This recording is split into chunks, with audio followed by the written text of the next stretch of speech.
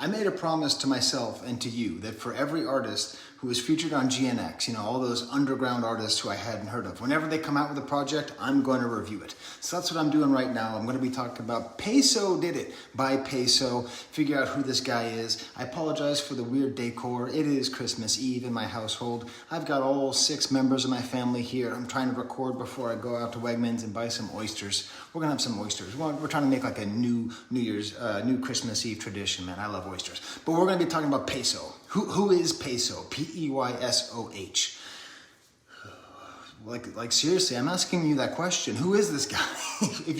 if you are like me, you know, and I'm not big into biography. I'm happy to let people's art represent them. But I have a hard time. Like, I was just trying to figure out basic things, like where is he from? What's his life story? Where is his family from? And it's all really confusing. And if you start going onto Reddit, oh my God, you are totally lost. But as far as I can tell, this is what is confirmed. He is a Mexican-American rapper from the Los Angeles area. That much is certain. I believe he is from the part of Los Angeles called Maywood, which is in sort of the eastern part of Los Angeles, which is apparently 96% Latino. He confusingly calls it the Six, which is funny because it's 56th Street and Fishburne, which I guess is the intersection.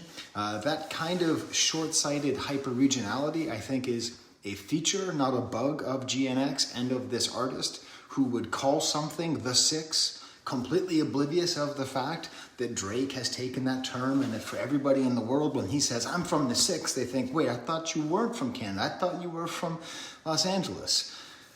So anyways, he's from there. Same place where Dana Plato from Different Strokes was from. It's interesting because he doesn't really rap that much about drugs.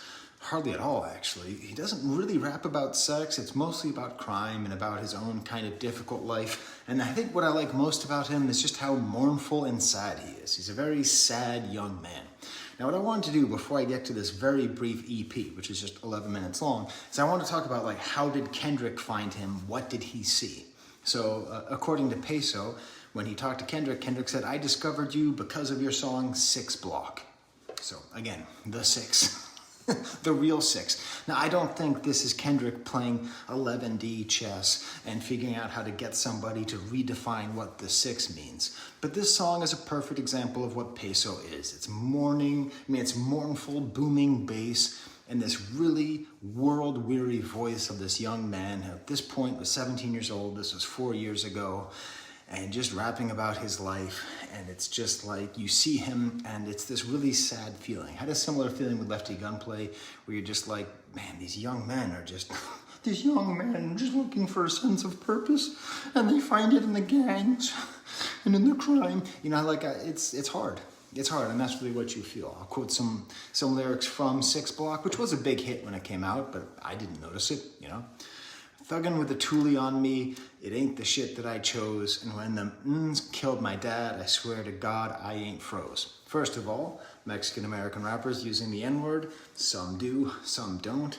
I'm not the person who's going to give you determination about whether or not it's good or bad or what it means.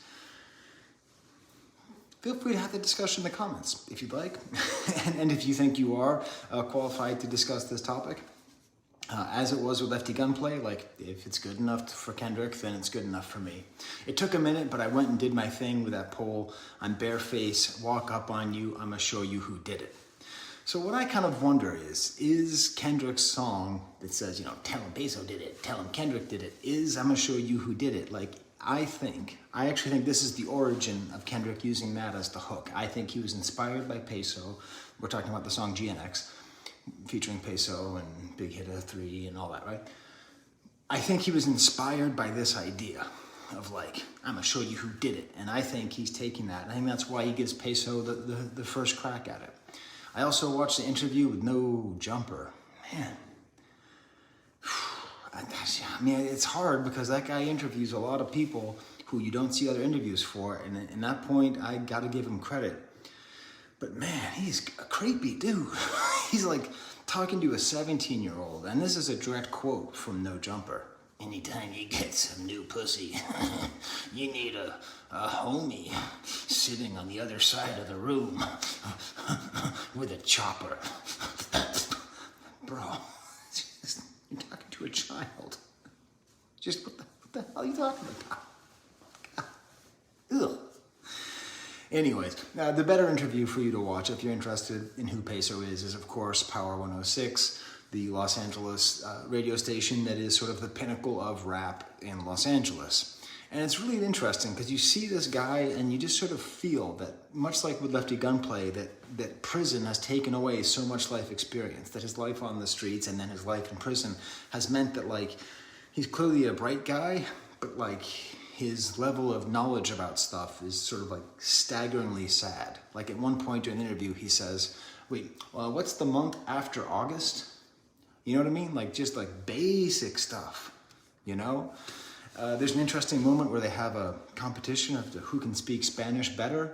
And like he doesn't win the competition, even though he's clearly fluent in Spanish. And I find this really interesting. And I really want to study this as I get into more Hispanic rap, Latino rap, Chicano rap, Spanish speaking rap.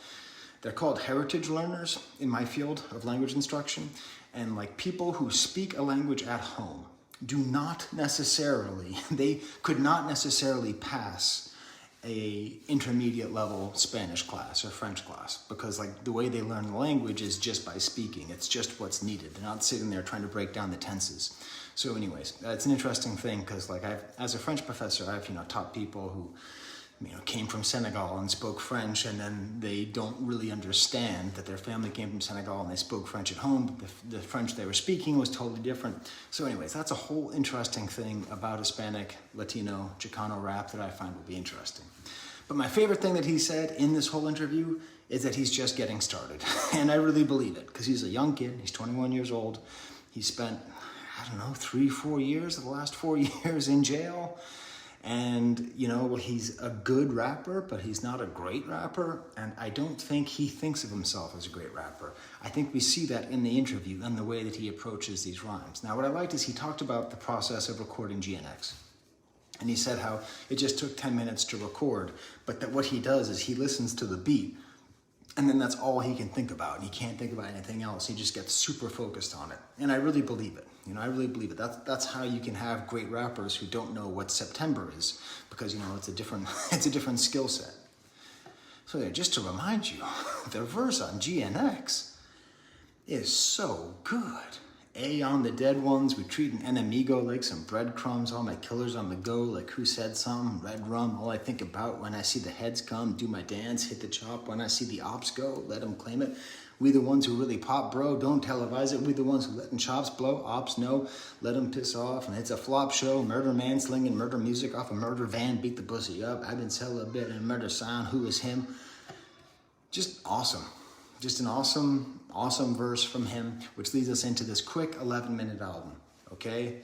It's not about sex, not about drugs. It's about sort of being evil, and I don't know what to believe based on what I read on Reddit. He's like had 2 of 3 strikes for potentially spending the rest of his life in jail. I don't know. It has kind of this world-weary feeling. With him and Lefty Gunplay, I have this foreboding sense. I have this like prayer, like, please make it out. Please take this opportunity to like just figure out how to make a life in art or a life in business, just not a life on the streets that's going to end you up in jail or dead, because it's very that kind of tenuous thing. Everything is produced by P8. Prod by P8 is the name of the producer. I might have to check out what that sound is downstairs. So I've got the 17-year-old watching the 2-year-old. It's really busy. Anyway, the entire thing is produced by Prod by P8, and it's good production. It's a little bit repetitive. It's a lot of very mournful pianos, which is nice, which I sort of feel like is almost a West Coast thing. And then just varying different numbers of tss. There's like tss, tss, tss, and there's tss, and there's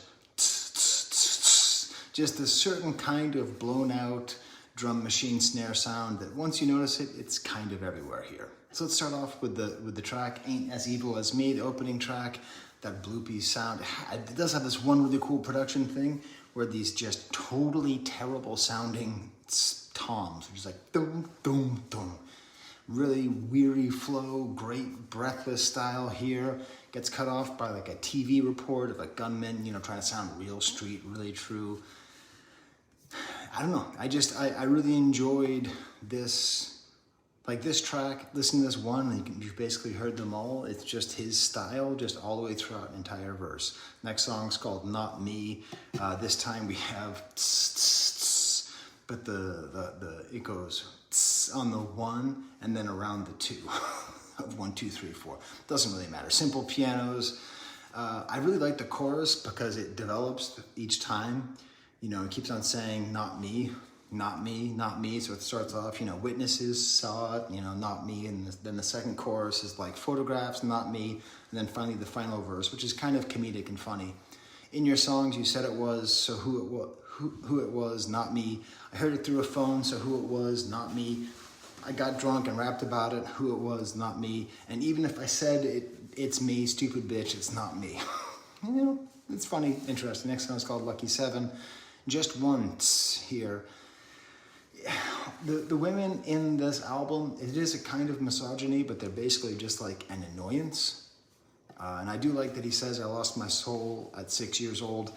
I get the sense, you know, I haven't heard his other album, Ghetto Notebook. I think his new thing is going to be Ghetto Notebook 2. That's probably where his best stuff is going to be, because I think he, according to his own account, you know, he saw his father get murdered right in front of him. I get the sense he has a big sense of loss and feeling and trauma that he's working through, and hopefully he will take this stamp of approval from Kendrick and transform that into something great.